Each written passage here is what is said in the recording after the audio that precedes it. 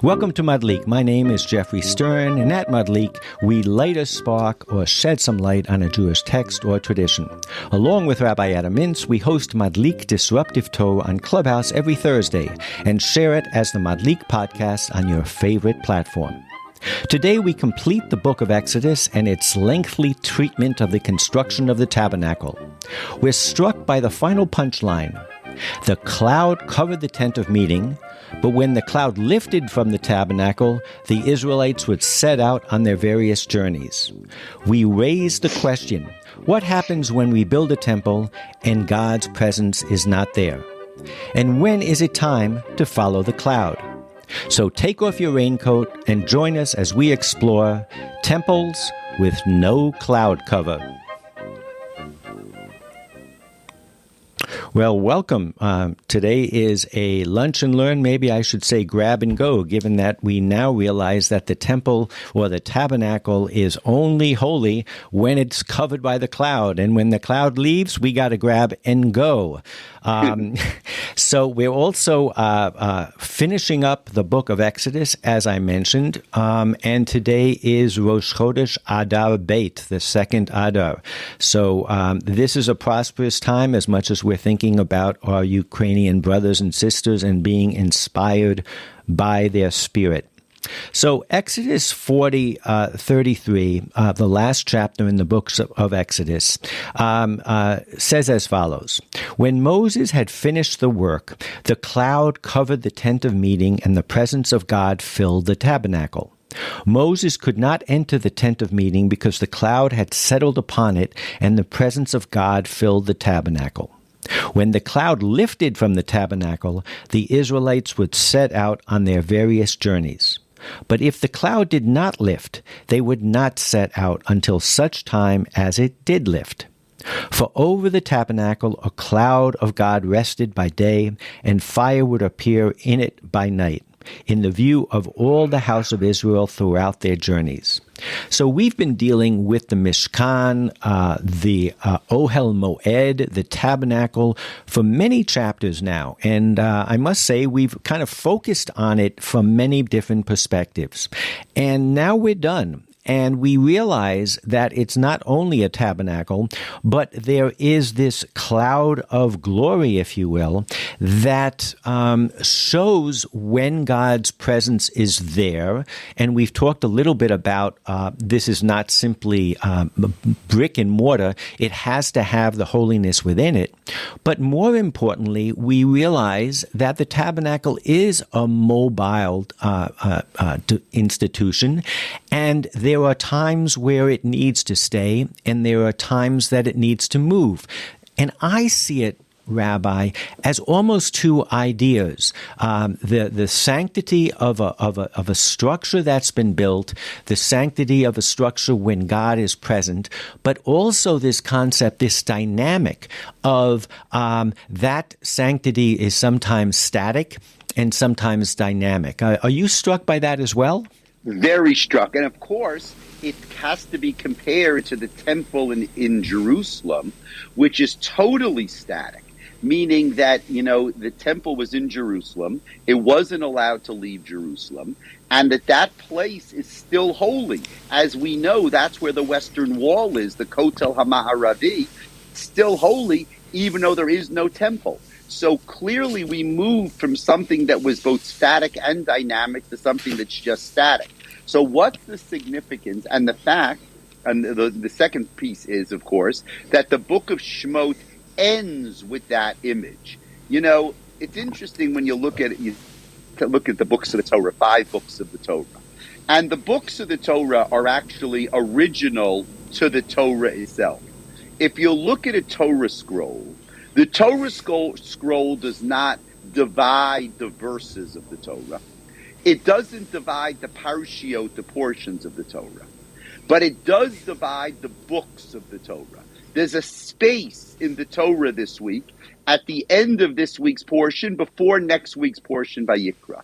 The Torah, from the beginning of time, or whenever that was, knew that there were different books in the Torah.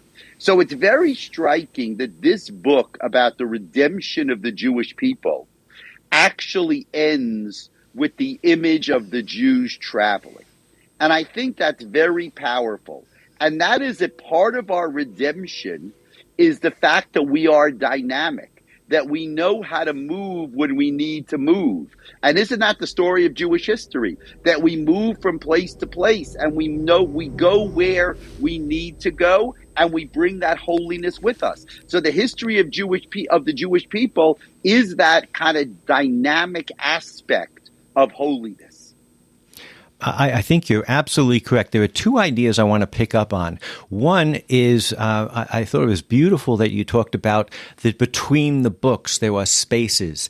And in a sense, what I took from what you were saying is that there are journeys in the desert, there are journeys in time and space, and there's also a journey through our narrative and through our books themselves. And, the Jews, when they finish a book, they have something called a siyum. They mark it as a milestone. And I think that's part of what you were talking about in terms of there's a time to be in Shemot, if you will, and then there's a time to move to the next book. And I love that. The other thing that you said that piqued my interest was that you said that even today, the temple place of the temple is holy. The Western Wall, the Har HaBayit, and all that. And of course, that raises another question because it's really residual holiness. Because I think, correct me if I'm wrong, but if you look at what we're saying today, if that Mishkan is sitting there and the cloud of glory is on it, it's a holy place. And if you wake up in the morning and the cloud of glory is moving and you're going to another place, what that really means is it is time to move on. I'm not sure the implication in our text is that there is residual holiness. I think there's a tension between that as well, because I think one of my takeaways from the verses that I read is that the presence of Spirit, of God, is very temporal, is very transitory. It's not something that we can take for granted. And that, in a sense, is the beauty and maybe the advantage, or certainly the new aspect of a traveling Mishkan as opposed to a brick and mortar temple. I like that a lot. What do you think about how they decided when the Mishkan would be transitory and when it would move? What was the significance there? Or let me ask it differently. I'm going to tell you something. You know how often it moved? It only moved like 8 times over 40 years. Most of the time, it was static. So even though the Torah here gives the impression that it moved all the time, it didn't move very often. To me, that's interesting. I think it is. And, I go to a synagogue in the Hamptons that was designed to look like a tent, even though it's built out of brick and mortar. And I think to kind of pick up on what you said, even if the temple didn't move a single time, the fact that it was built like a mobile home, the fact that the altar had places to put carry poles inside of, the fact that it was designed to be taken apart, I think that still sends a profound message. Don't you agree? I would agree. I think that's an important point. The tabernacle is built to be transported. It had to move. Now, this is not for this week's parsha, but it's important in all of these portions, and that is that each one of the articles in the tabernacle had poles, and the poles were placed in the article. So the altar they put poles in, and the table of the showbreads they put poles in. The one exception was the ark that contained the 10 Commandments. The ark that contained the 10 Commandments had poles, but even when the ark was stationary, the poles remained in the ark because Torah always has to be ready to move. And I think that's a great idea. Oh, I absolutely love it, and as usual, you just give me segues upon segues to talk about what I intend to talk about, and we are going to get to movement and movements in Judaism. But before we do, you mentioned that the tabernacle moved 8 times, and of course, it moved in space. If you think of the temple, it's moved 2 times, meaning to say it was built, it was destroyed, it was rebuilt and destroyed, and there are those that talk about the 3rd temple. So if you look, getting back to our kind of discussion before about this movement can be through chapters of a book, it can be in place, it can be in time. I do think that even the brick and mortar temple, in a sense, was transitory. Our history is more without it than with it. So I'd like to pick up on Ezra, where in Ezra 3, he makes a fascinating insight when the temple was rebuilt. And it says, many of the priests and the Levites and the chiefs of the clans, the old men who had seen the first house, asher ra'u et habayit harishon, wept loudly at the sight of the founding of this house. Many others shouted joyously at the top of their voices. And I think if you take this picture of, some people who had historic memory or who were older and remembered the good old days, you could just say this is an insight into nostalgic memory. That for those of us who had seen the prior way, the old packaging, the old delivery of a service or a product, when the new one comes out, we go, yeah, it's going to take me a while to get used to it. And many of the commentaries talk about whether this one, the new one, was bigger and that was smaller, that was bigger. But there's a great historian named Shai Cohen who basically uses this verse in a book called From the Maccabees to the Mishnah to explain that this is an insight into the beginning of the sectarian divide within Judaism. He writes, the second temple, although authorized by the prophets Haggai and Zechariah, was built by a Gentile king and was never authenticated by an overt sign of divine favor. And the old men of the temple, what he was saying is all the sects that we know, the Essenes, the Jews of Qumran, they saw their community as almost a temporary replacement of the temple. There were many that saw that scene and said, frankly, the cloud of glory is not coming on this place. When we read in the New Testament that Jesus came and saw the money changers and threw them over, that too is a description of a sect within Judaism who undermined, who questioned whether in fact they might have rebuilt the temple, but they didn't get back God's presence. What is your read on the old men crying? Yeah, so you see, it's interesting when you have a temple. And it's all about having God's presence. But what happens when the temple looks like the temple of old, but it doesn't have God's presence? That's very kind of religiously problematic, right? How can you have all of the items, all of the articles in the temple, but not have God's presence? And I think that's kind of a tension between the physical and the spiritual. The physical you can see, but the physical doesn't always translate into the spiritual. And I think what we can connect this to is the stories in the Torah. You bring a later story, but the stories that we've read the last couple of weeks.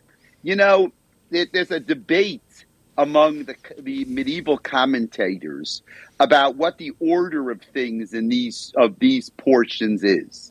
That is, Moses gets the 10 Commandments from God, and then we have the story of the golden calf, and then we have the story of the building of the tabernacle. When exactly was the tabernacle built? So if you take the Torah as it's written chronologically, it looks like Moses gets the 10 Commandments. Then the tabernacle is built. Then the Jews worship the golden calf. And then the tabernacle is talked about again. And the question is, if the tabernacle is built and then they worship the golden calf, why do you need to talk about the tabernacle again last week and this week? And the commentators explain that the reason you have to talk about the tabernacle again, it's really a very strong, a very, really powerful idea. And that is, the Jews had a tabernacle, God's tabernacle. And basically they cheated on God. There's no other way to say it. They committed adultery. They committed adultery with a foreign god, with a golden calf. And, after someone in the family is unfaithful, sometimes the family goes back together again. But the question is, if that family goes back together again, is the family, is the home, is it ever really the same? Once somebody has been unfaithful, can it really ever be the same? And what the Torah is telling us is that God so forgave the Jewish people that the tabernacle was actually the same as it was before the Jews were unfaithful. That's how God restored the relationship. And I think you talk about the old men crying. I think that's the power of the experience, that God actually gave us back a temple that was just as powerful as it was beforehand. And I think they're crying because it's not quite that way.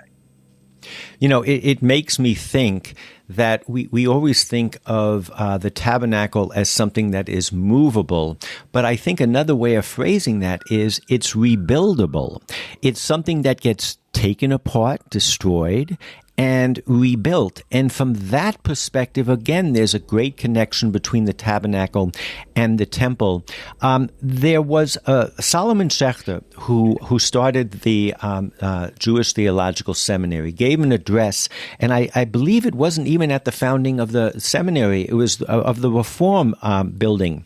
And he quotes the Talmud as saying that in every generation that does not live to see the rebuilding of the Holy Temple must consider itself as if it had witnessed its destruction.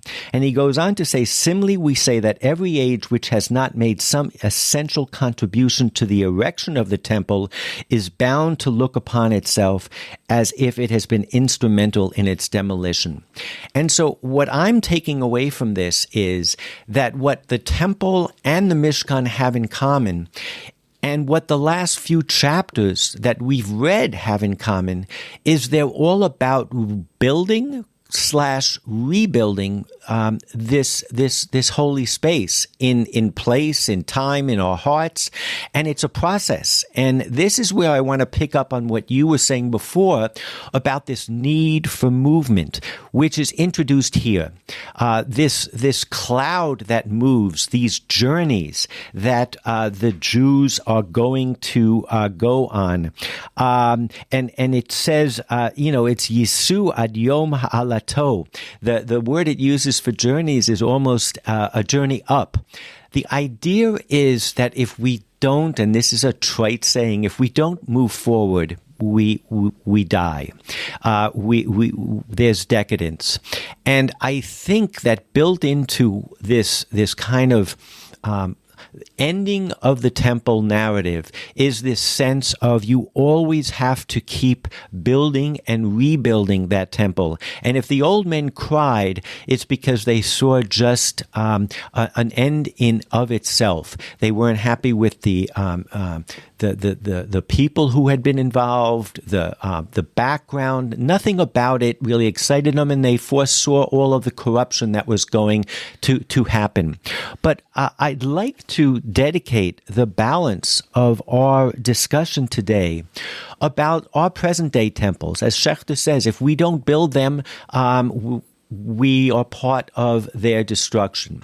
And it seems to me that so much a part of Jewish life is around our synagogues, our temples, our shuls, our shtibels, and it seems to me that all of us have hopefully found a place where we find that cloud of glory, and we've all unfortunately had the experience where we come in and it's it's lacking. It's just not there.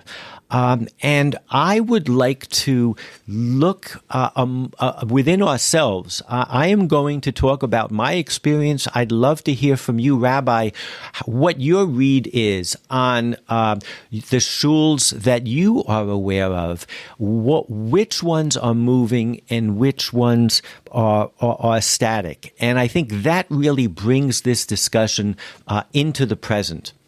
So, I couldn't agree more. I mean, the idea, of course, of movement today means something different than it did at the end of the book of Exodus. But it's really the same idea. And that is, can it move with the people? You see, in the Torah, it's so amazing that you connect the two things. Because in the Torah, the tabernacle moved and the people followed it. I think today, Geoffrey, what you're describing as movements is that the people move and the synagogues, the temples follow them. Right? The people are the one who are setting in motion the movement, not the tabernacle. Well, it's so fascinating. As I read the verses that we began with, it refers to the tabernacle in two ways. It refers to it as a mishkan, and it also refers to it as an ohel moed. And an ohel moed is a tent of meeting. And, there's the old joke of, why do you go to shul? So Shmuel goes to shul to talk to God, and Reuven goes to talk to Shmuel. And so there is this sense that we have been tracking from the get-go, that it's the people in the synagogue that, or in the holy space that makes it. But again, that just gives more import to my question about the present time, and it's true. We do talk about movements as opposed to denominations. Lately, we talk about different denominations, but as a great historian of American Jewry, Jonathan Sarna, says, that's a recent involvement. The reason that Jews kept away from the word denomination, besides the fact that it was really a Protestant concept, is that when you ask a Protestant what they are, they'll say, I'm an Episcopalian, I'm a Lutheran. If you ask a Jew what they are, they say, I'm a Jew. At the end of the day, all of the movements track back to the same texts, the same traditions. And yes, we are a people as well as a religion, but we are movements. And it's a wonderful word because you can't have a movement if you're not moving forward. So I belong to a conservative synagogue, as my primary synagogue. And, I have to say that maybe because it's hard to be in the middle, and maybe as a result of being in the middle, conservative Judaism has spent a lot more time defining itself than reinventing itself. But there's a book that really I loved very much. It's called Getting Our Groove Back, How to Energize American Jewry. It's by a guy named Scott Shea. And he makes two fascinating points. Number one, he says historically, no matter what movement you're a part of, you can't survive without a healthy, variant Jewish tradition. He talks about in India and China where there was one strain. And even in America, if you look at the success of Chabad, if Chabad doesn't have donors who are almost secular, they can't survive. So his first point is that we're all in this together and that I have a stake in your Orthodox shul being successful as much as you have a stake in my conservative. So that's the one issue. The other issue he makes about conservative Judaism is that, in a sense, where it has been successful is in spawning other movements, of being a petri dish almost. There's the Chavurah movement that came out of it. There's even the yeshiva that I belong with, Hadar. It's wonderful in what it's creating. But my big question, and I'd love to get your insight into this, is when you come into a non-Orthodox synagogue It can't be that seating men and women together, which is the main structural difference, somehow takes the spirit out. There's a wonderful article I have in my Sefaria sheet, and it was in the foreword, and he's very critical of a conservative synagogue that they went to, and he says the only thing egalitarian about the more liberal settings was that everyone was equally bored. And that's very harsh. There's the independent movement, Minyan movement, where they say one of the problems is when you try to cater to people who are not that well versed, and you start calling out page numbers, and you start saying, will the congregation rise and sit? It's almost as if we went to Figaro the opera and it wasn't in Italian. I always feel when I go to the opera that I know nothing. I'm just in awe and frankly feel blessed that I can participate in some way in something that is so authentic. So maybe that's one of the reasons. I don't know. I'm rambling here. I'd love to know where you're critical of the Orthodox, where it has made some, where it has rebuilt its temples, and maybe as someone who's part of the board of rabbis and hobnobs with conservative and reform, maybe you can share some insight into what American Jewry has to do. I think, first of all, that's a fascinating, discussion.